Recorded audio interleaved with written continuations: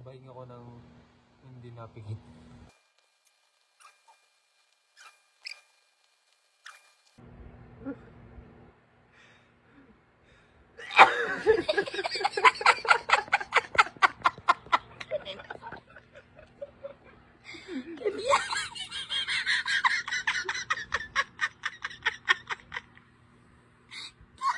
Papasagin mo yung plato. Talaga? Sige lang, magdadabog ka pa sa kwarto. Eh ano? Sige lang, susulatan mo mukha ko. Paki mo. Hay nako, wag kang ang humarang, nanonood ako.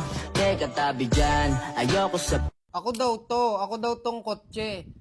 Ano daw, tas habang naandar ako, tumalon daw ako bigla, tas lumipat ako dito sa kulay black na kotse. Oo nga, tapos ano daw, hinabol daw kita ng red na kotse, ito. Oo, sige. Tapos kunyari, di mo daw ako maabutan. Hindi mo daw ako maabutan. Hindi daw kita maabutan. Tapos nabangga ka daw dito. Nabangga ka daw dyan. Nailagan ko nga daw. Nailagan ko daw to.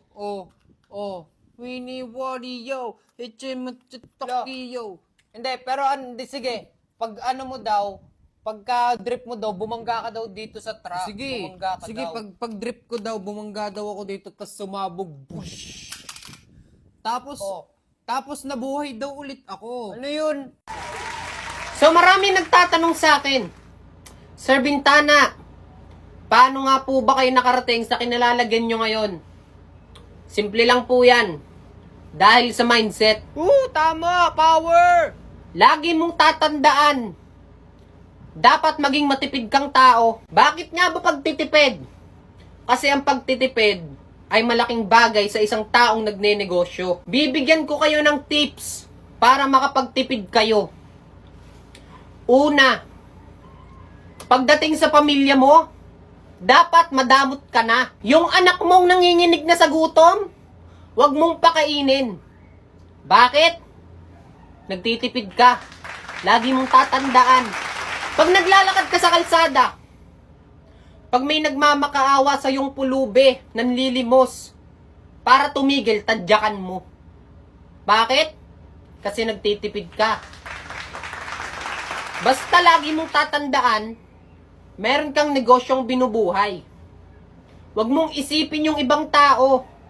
Yung pamilya mo, hayaan mong mamatay sa gutom.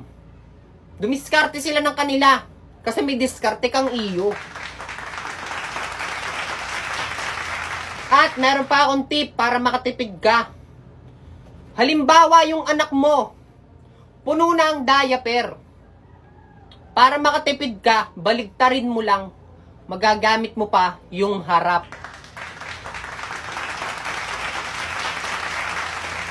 Pagka gustong dumede, yung huling ginamit na tsupon, lagyan mo ng konting tubig, alugin mo, may tira-tira pa yun.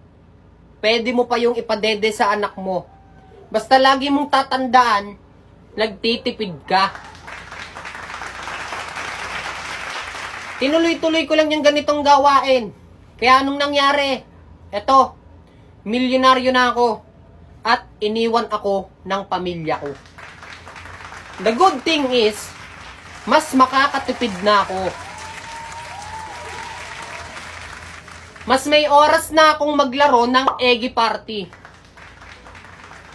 So pag wala ka naman masyadong ginagawa, pwede ka mag-aliw-aliw.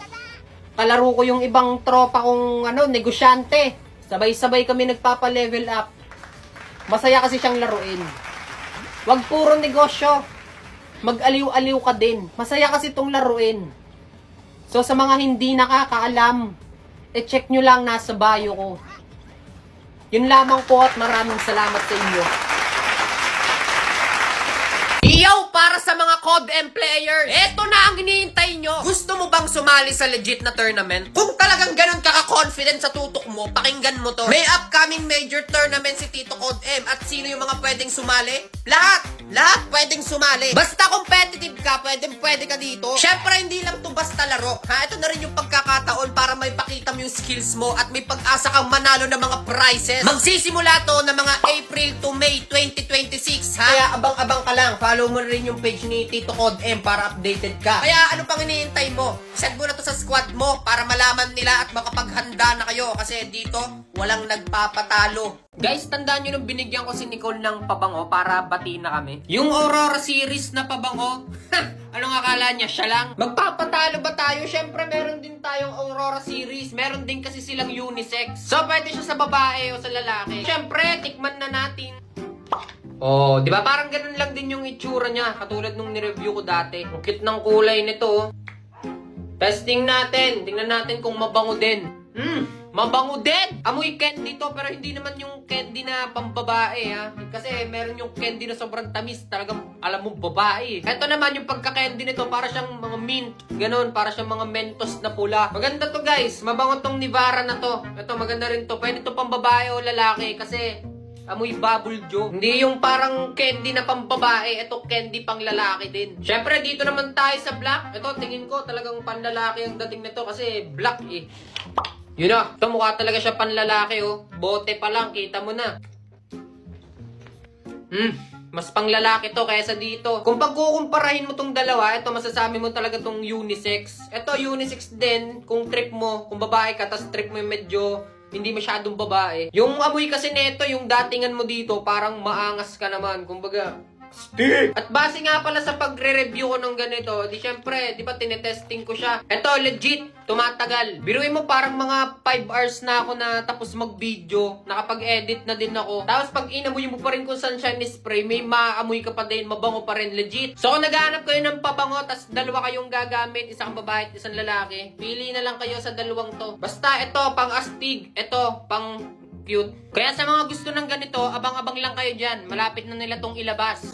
Par, eto na naman. Kaka-unboxing ko lang tapos unboxing na naman. Ang masama nun, nakabili na ako ng controller, tapos nakabili ulit ako ng controller, tapos controller na naman. Eto nga pala ang GameSir Supernova controller, mga kaibigan. Tingnan nyo naman, box pa lang. Alam nyo ba dati, nagtataka ako sa mga kakilala ko na meron ng ganitong gamit, tapos bibili ulit sila ng ganun. Halimbawa, itong controller, may controller na ako, dalawa na, tapos bumili ulit ako ng isa. Alam nyo ba kung bakit ganun? Hindi ko rin alam, pero tingnan nyo naman yung quality netong controller, oh, grabe, sobrang ganda. Meron na nga pala tong kasamang dongle at saka charging dock para kung gusto mo siyang i-charge, di ba, ipapatong mo na lang. Pero pwede mo rin naman siyang gamitin ng naka-wired, kaya kahit habang naglalaro ka, nagcha-charge pa rin. Sobrang ganda ng quality ng controller na to kasi talaga pag nahawakan nyo, mararamdaman nyo talaga napaka-premium. Well, hindi naman talaga siya ganun ka-budget friendly. Medyo pricey talaga to pero worth it naman. Natatanggal nga din pala to, mga kaibigan, kung sakaling gusto nyong palitan yung mga pindutan niya. Wari ko pwede kasing palitan kasi nga natatanggal. Tapos yung ibabalik mo yung cover niya,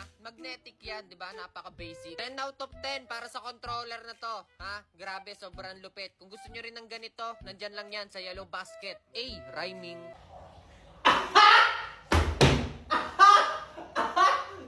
Ano yun, tol? Tama, panoorin mo. Panoorin mo. Ay, napanood ko na yan. Napanood mo na? Oo, tol. Dumaan na yan sa feed ko. Nakakatawa, no? Kaya nga.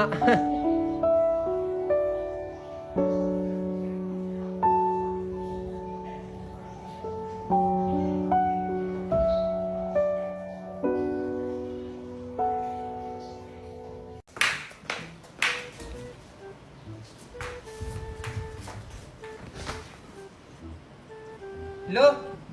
Ma? Naulan. Oh, anong gagawin natin ngayon kung naulan? Ma, gusto ko maligo sa ulan nga. Agligo ako sa ulan. Uy, napaka-OA mo. Napaka-OA mo So, maligo sa ulan. Sige, punasan mo muna yung lamesa. Tingnan mo, napakagabok Bago ka maligo, magpunas ka ng lamesa doon. Sige, wait lang.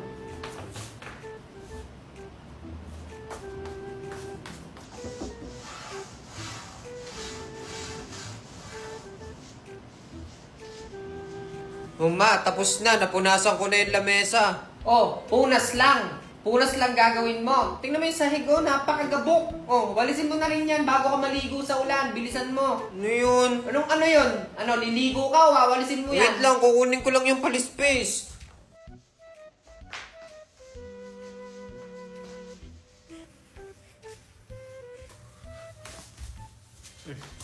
Ayos na yan.